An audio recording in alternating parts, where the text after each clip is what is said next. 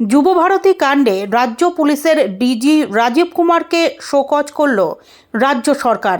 একই সঙ্গে বিধাননগর কমিশনারেটের সিপি মুকেশ কুমারকে ও রাজ্যে ক্রীড়া দফতরের সচিবকেও শোকজ করা হয়েছে। এর পাশাপাশি আইজি সুপ্রতিম সরকার সহ 4 জন আইপিএসকে নিয়ে স্পেশাল টিম গঠন করা হয়েছে।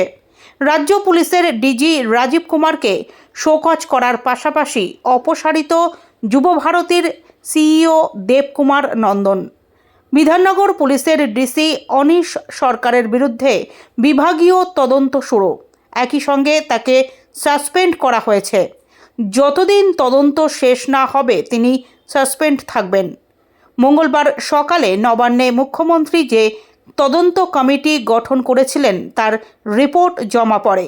সেই রিপোর্ট জমা পড়ার কয়েক ঘন্টা পরই আজ দুপুর 1টা নাগাদ রাজ্য পুলিশের ডিজি রাজীব কুমারকে শোকজ করেন রাজ্যের মুখ্য সচিব মনোজ পন্থ। একই সঙ্গে বিধাননগর কমিশনারেটের সিপি মুকেশ কুমারকে শোকজ করা হয়। বিধাননগর পুলিশের ডিসি অনিশ সরকারের বিরুদ্ধে বিভাগীয় তদন্তের নির্দেশ দেওয়ার পাশাপাশি তাকে সাসপেন্ড করা হয়। ক্রীড়া ও যুব বিষয়ক দফতরের প্রধান সচিব রাজেশ কুমার সিংহকে শোকজ করা হয়েছে। যুবভারতী ক্রীড়াঙ্গনের সিইওকে অপসারণ করা হয় ওই পদ থেকে। নবান্ন থেকে মুখ্য সচিব প্রেস বিজ্ঞপ্তি জারি করে একথা আজ জানান।